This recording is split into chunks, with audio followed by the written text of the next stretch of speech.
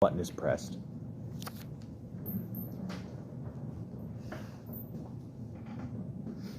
Camera's rolling. Well, actually, if the camera's rolling, it's probably bad. Close enough. Lens too. We've made her Lens wait would be for worse. this very long time. So I appreciate you all coming tonight. I'm Dr. Jana Roberts. I'm in the online EDD program. But I'm very proud to present Cecilia Fetters, correct? Mm-hmm. And she has a really interesting presentation tonight. Time is blind, man is stupid. Notre-Dame de Paris as flesh and stone. Thank you. Yeah, so this project is kind of a collection of stories as data to do somewhat of a literary analysis of why this building of Notre-Dame de Paris still matters to us today as Christians. And so I would like to present the thesis that perhaps this building can show us a lot of what it looks like to participate as the church in a world where this structure of the church is both statically built and dynamically formed by the human condition. So here's a fun little introduction. Y'all probably got your introduction to this building from The Hunchback of Notre Dame, especially the 1996 animated version.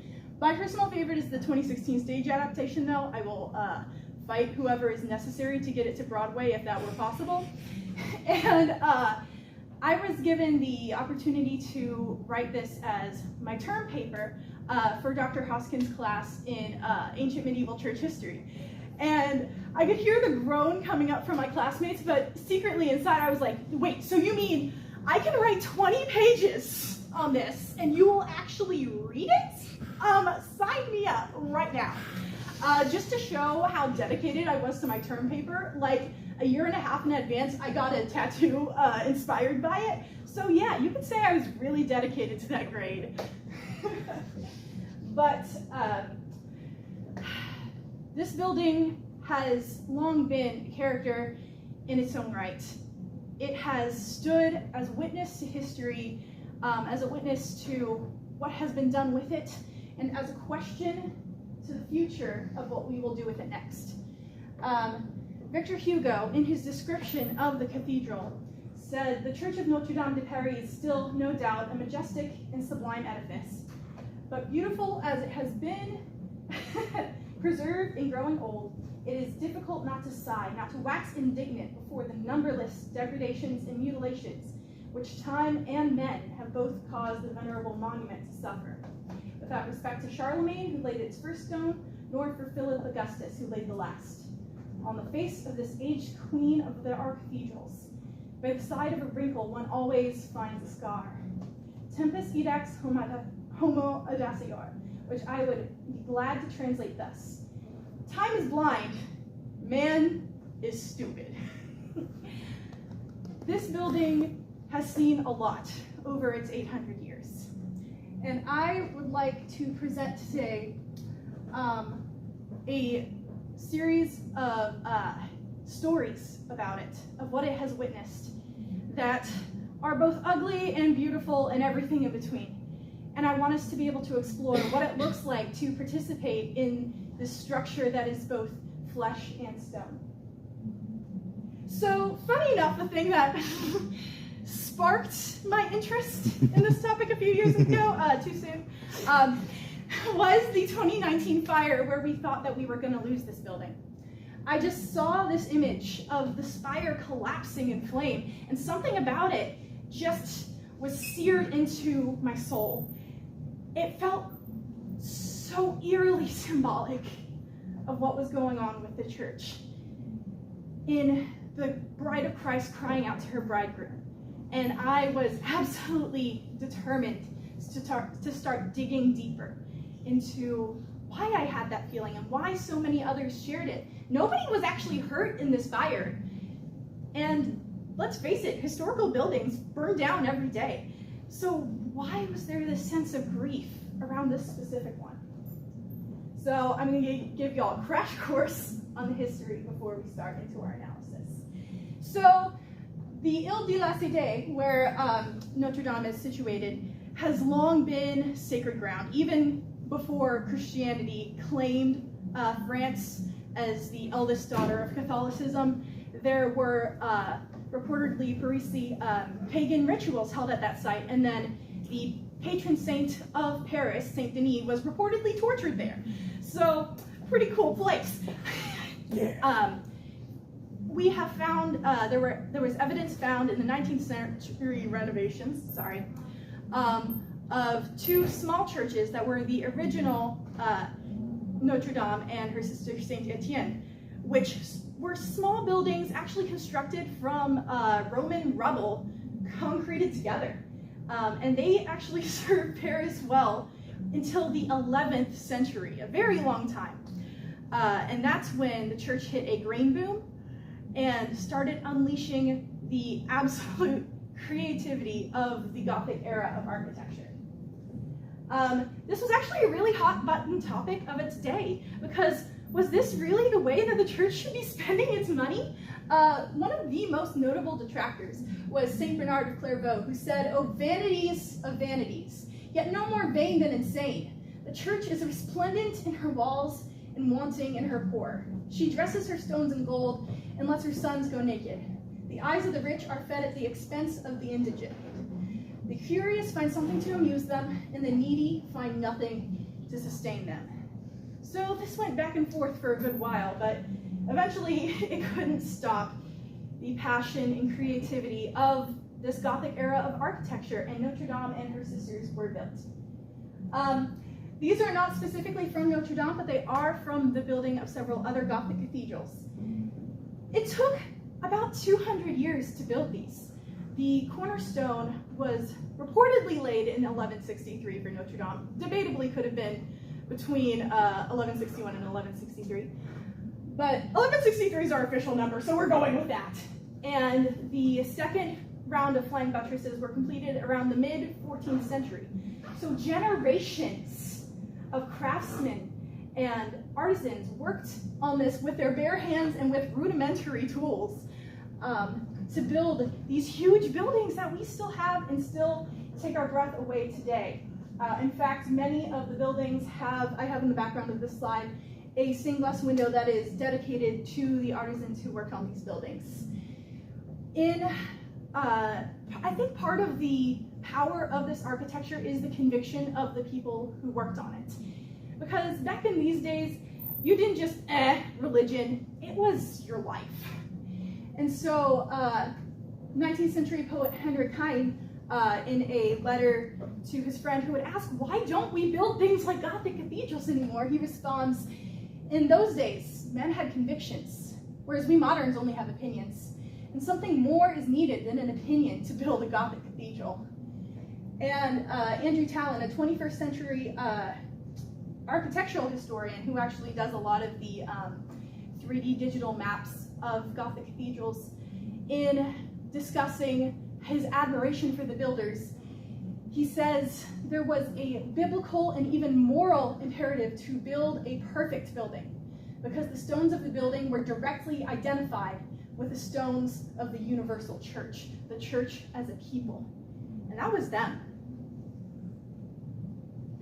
So, as we move into medieval and Reformation history, one of the most notable things about the medieval history of this building is that this is the portal of the Last Judgment.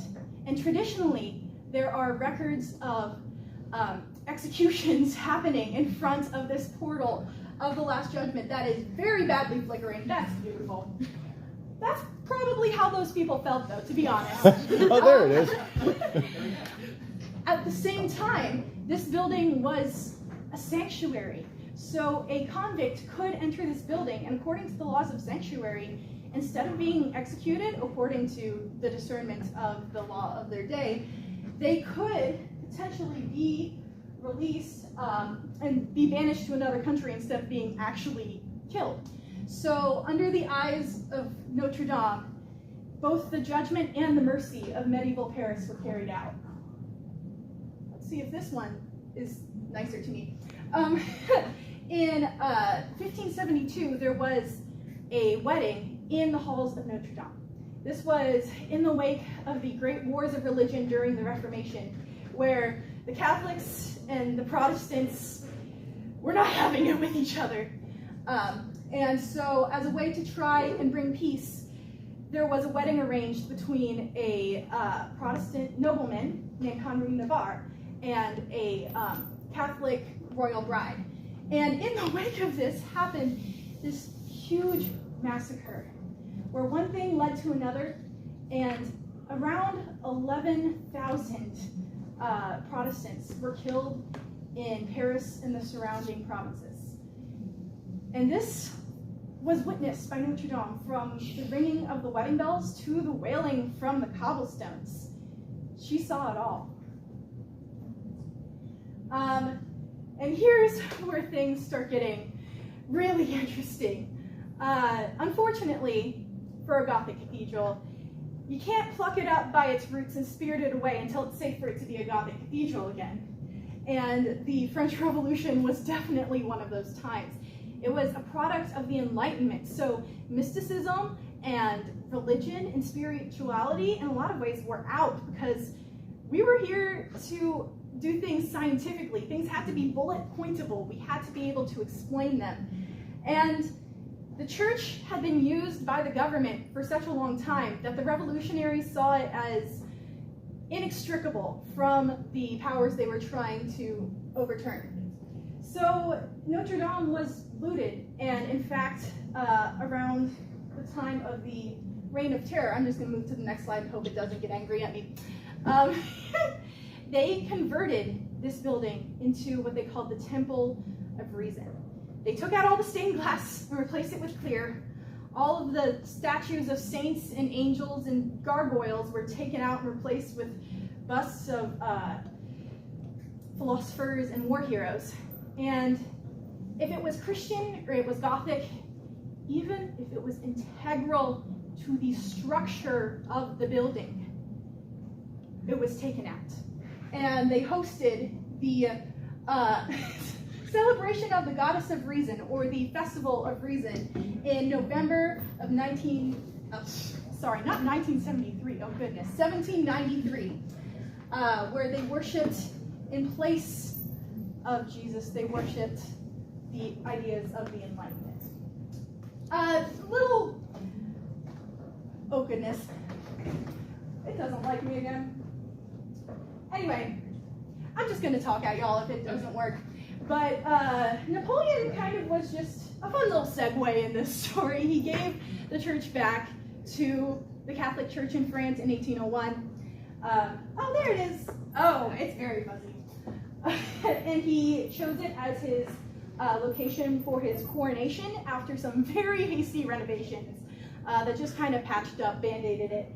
And then when he was defeated, it still was not in very good shape. I don't know what is going on with my slides right now, y'all. Anyway. Can we just take a look at it? Yeah, but that count my time? Okay. I'm sorry, y'all. I'm being so thrown off by these technical issues.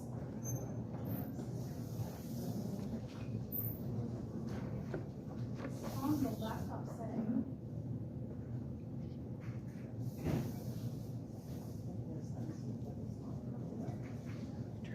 It did just fine for everybody else.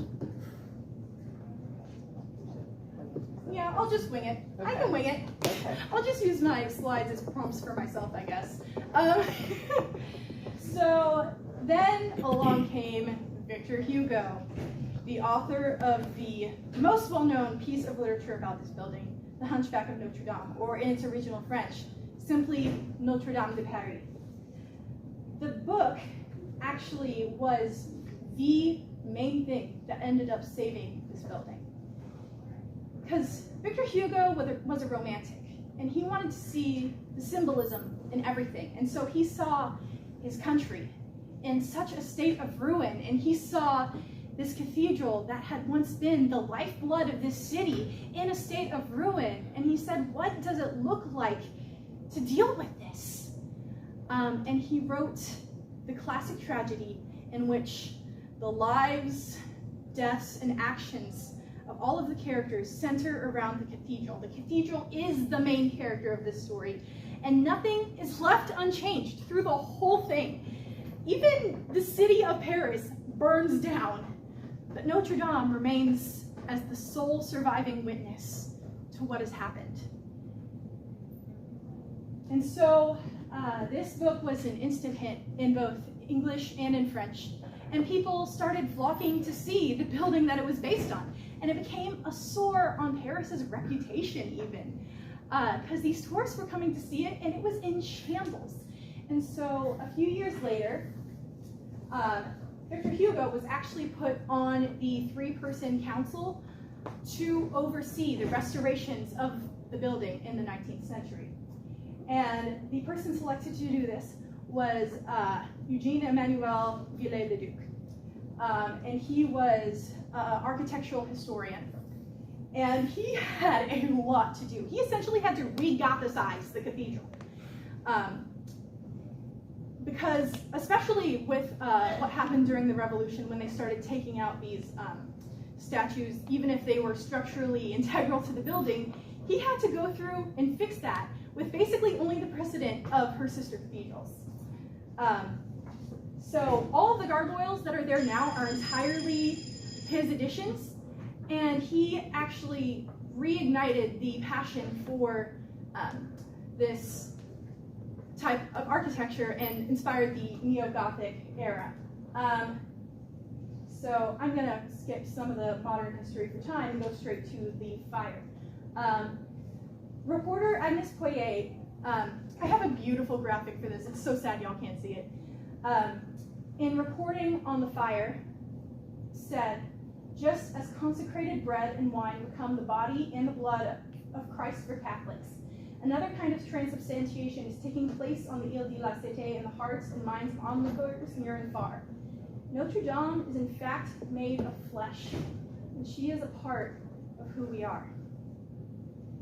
Once again, I will say, nobody actually died in the fire, but the whole world watched in horror as she burned. And I would like to present the theory that she is a building of flesh and stone. Time is blind and man is stupid. Time keeps rolling on with or without us. But what makes history is the humans. She is a beating heart, but she is only a beating heart as the blood of her people flow through her. Both a prison and a sanctuary can be built from stone. This is what we are presented with in the story of the Hunchback of Notre-Dame. The difference is how we use it. And so I would like to present that maybe we can think of the Church Universal in this way as well. That we have this structure that we can only do our best with the time we have with it. And it stands as a witness to the hundreds and thousands of years of history before and asks what we're going to do with it next. We can only be faithful with what we have and keep moving towards new creation in hopes that someday things will be on earth as they are in heaven.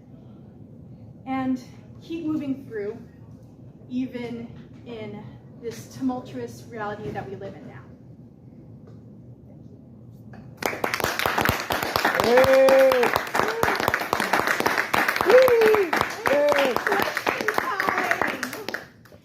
Does anybody have any questions? Yes. So, as per the class that this was for, it was for the church history class. If I remember correctly, a church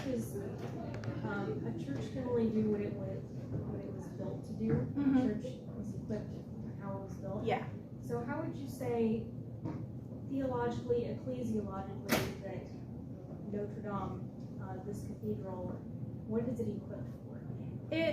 I think especially when you factor in all of the people who were involved in its building, because I wouldn't just count the people who commissioned it as the ones who built it.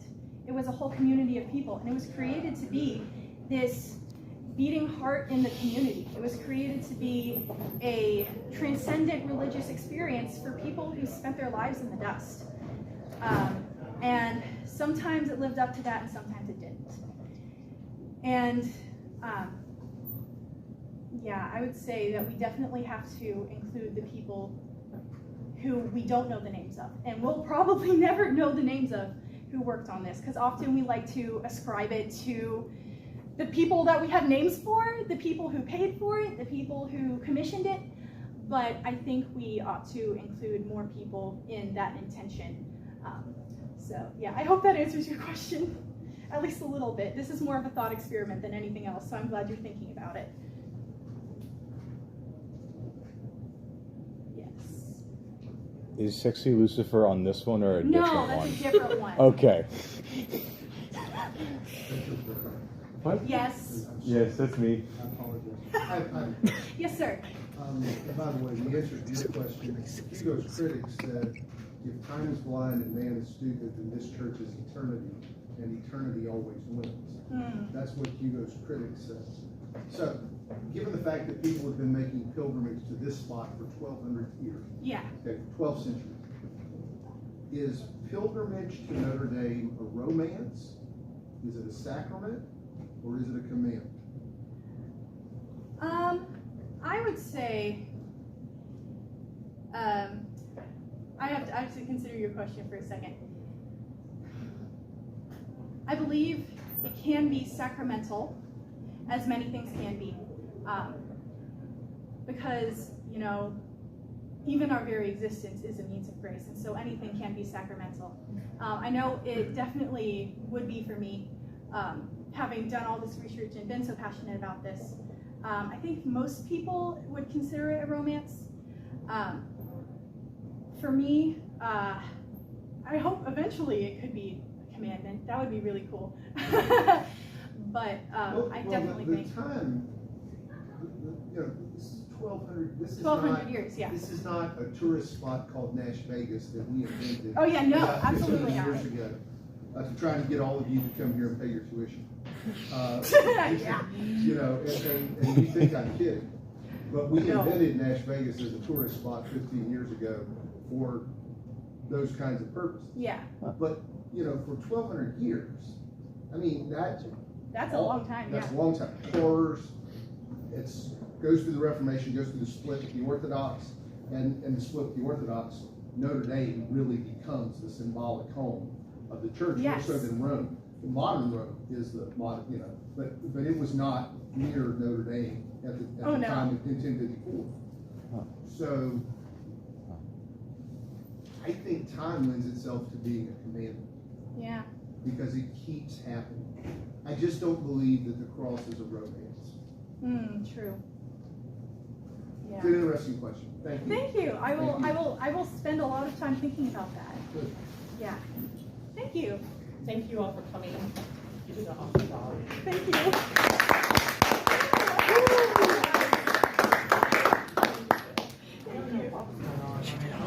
Yeah. I can